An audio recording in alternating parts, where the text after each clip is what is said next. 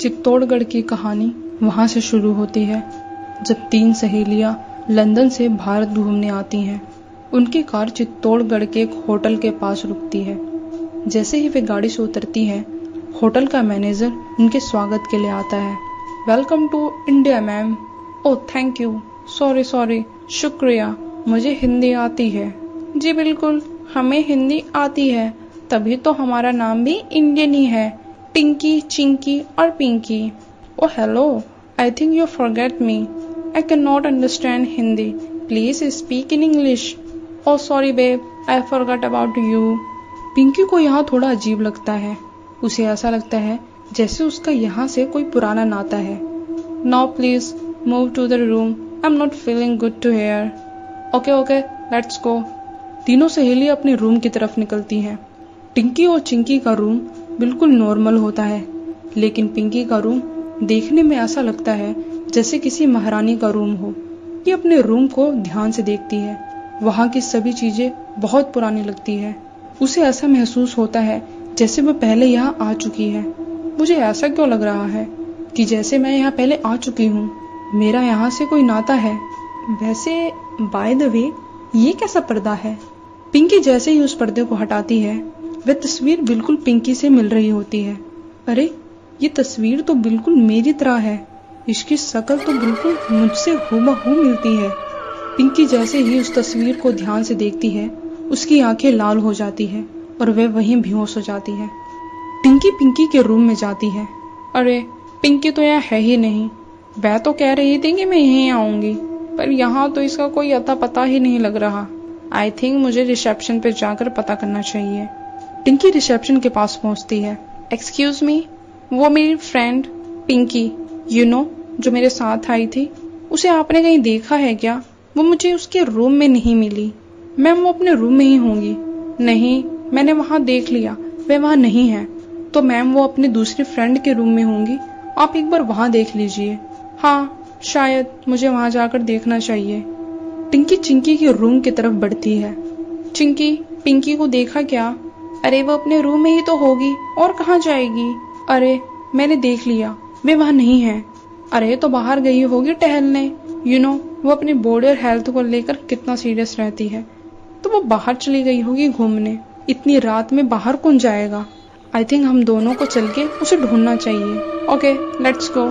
टिंकी और चिंकी पिंकी को ढूंढने निकल जाती हैं। वह उसके रूम में पहुंचती हैं। वे देखती हैं कि पिंकी गहने पहने हुए एक राजस्थानी लहंगे में बिल्कुल महारानियों की तरह दिख रही होती है। पिंकी को राजस्थानी लहंगे में देख चिंकी बोलती है, wow Pinki, you looking gorgeous, but it's not your clothes. Chinki की इस बात को सुनकर पिंकी शुद्ध हिंदी में बिल्कुल महारानियों की तरह जवाब देती है, ये वस्त्र और ये राज्य हमारा ही है, बट कुछ लंबे समय से हम इन चीजों से वंचित थे, लेकिन अब सारा सत्य हमारे समक्ष आ गया है। ओ माय गॉड पिंकी, ये तुम ही हो ना?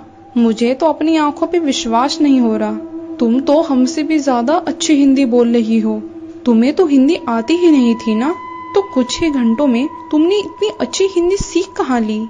मातृभाषा सीखी नहीं जाती, वह तो भारतीय के रग रग में होती है। टिंकी और चिंकी बस पिंकी को निहार रही होती हैं। वह सोचती हैं कि आखिर कुछ ही देर में पिंकी के व्यवहार में इतना बदलाव आ कैसे गया, और ये गहने कपड़े कहाँ से आए। और सबसे ताज्जुब की बात तो ये थी कि जो लड़की बचपन से ही लंदन में रही हो, वह इतनी शुद्ध हिंदी बोल कैसे सकती है? तुम पिंकी ही हो ना? पिंकी तो हम इस जन्म में हैं। हमारा अस्तित्व तो रानी पद्मावती का है। हम राजपूतों की शान है। मैं इस जन्म में पद्मावती बनकर बदला लेने आई हूँ। उन सभी नारियों का बदला लूंगी जिनके साथ नाइंसाफी हुई है। उस समय तो हम कुछ कर नहीं पाए, लेकिन इस जन्म में मैं हार नहीं मानूंगी। मैं उन सभी नारियों का बदला लूंगी जिन पर अत्याचार हुआ है, जिन महिलाओं के साथ नाइंसाफी हुई है। अब संहार होगा, क्योंकि अब पद्मावती लौट आई है। हे, यू फॉरगेट योर माइंड। तुम क्या बोल रही हो? तुम्हें कुछ समझ आ रहा है? मैं समझ सकती हूँ कि तुम दोनों को अभी कुछ समझ नहीं आएगा। मैं तुम्हें अपने पुनर्जन्म के बारे में बताती हूँ। मैं चित्तौड़गढ़ की रानी पद्मावती हुआ करती थी, और इस जन्म में भगवान ने मुझे नारी की रक्षा करने के लिए भेजा है। पर अब तुम यहाँ क्या करोगी? अब तो जो होना था हो गया। अभी बहुत कुछ करना है। अभी भी खिलजी जैसे बहुत दानव है इस धरती पे। मैं उन दानव से स्त्रियों को बचाऊंगी, मैं संहार करूंगी। भूलो मत, ये अबला नहीं, आज की नारी है जो दानवों से लड़के रहेगी। टिंकी और चिंकी को कुछ समझ नहीं आ रहा था कि पिंकी पिछले जन्म की क्या बातें कर रही है और अब पिछले जन्म के बारे में सोचने का क्या फायदा। वे अपने मन में चल रहे सवालों के बारे में पिंकी से पूछती है। पिंकी, अब तुम इस जन्म के बारे में सोचो, पिछले जन्म के बारे में सोचने का क्या फायदा। वैसे टिंकी तुझे ढूंढते हुए तेरे रूम में आई थी तो तू अपने रूम में नहीं थी, तू वैसे थी कहाँ? मैं आई तो अपने कक्ष में ही थी, लेकिन मैं अपने पिछले जन्म के कक्ष में पहुंच गई और वहां मुझे अपने पिछले जन्म के बारे में सब कुछ याद आ गया और मेरी शक्तियां भी मुझे वापस मिल गई। टिंकी और चिंकी को कुछ समझ नहीं आ रहा था। उन्हें समझाने के लिए पिंकी उसी कक्ष में उन दोनों को लेके जाती है जहां उसे पद्मावती के पुनर्जन्म के बारे में पता चलता है। वह वहां जाकर एक संदूक के पास पहुंचती है। चिंकी, टिंकी देखो, इस संदूक पर 3 हाथों के निशान हैं। ये तीनों हाथों के निशान हमारे हैं। ये क्या बोल रही हो तुम? यहाँ हमारे हाथों के निशान कैसे आएंगे? अरे हम तो यहाँ कभी आए ही नहीं हैं। ये निशान हमारे पिछले जन्म के हैं। इस पर हाथ रखते ही ये संदूक खुल जाएगा।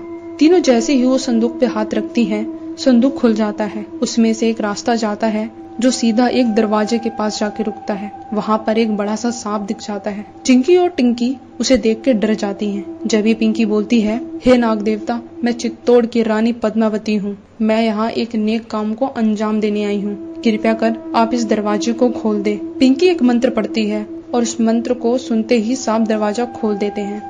जैसे ही वह उस कक्ष में जाती है, देखती है कि पूरा कक्ष सोना चांदी से भरा होता है और वहीं पे नागपास की भी किताब होती है। किताब के पास जाकर पिंकी बोलती है, हे नागपास, आपको तो भगवान महादेव ने लिखा है, कृपया कर बताए कि मेरा इस जन्म में क्या लक्ष्य है।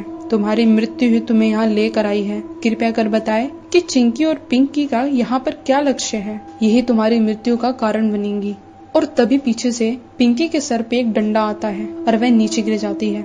आई बड़ी हमें ज्ञान देने वाली, इसे तो पता ही नहीं है कि हमें तो सब कुछ लंदन में ही याद आ गया था। अरे हम ही तो इसे लेकर आए हैं। पिछले जन्म में तो ये हमारी कोई मदद कर नहीं पाई, इस जन्म में हमें ये सोना चांदी देकर जरूर मदद कर दी। जब भी पिंकी को होश आ जाता है, मुझे पता था कि तुम दोनों को सब याद आ चुका है। जब भी मैं तुम दोनों के साथ यहाँ आई हूँ, तुम दोनों ने अपना सत्य नागपाश किताब के सामने बोल दिया है और जो भी झूठ का सहारा लेकर यहाँ आता है, नागपाश उसे पत्थर में बदल देते हैं। तुम दोनों अब पत्थर बन जाओगी। चिंकी जब भी पिंकी के पेट में चाकू मार देती है।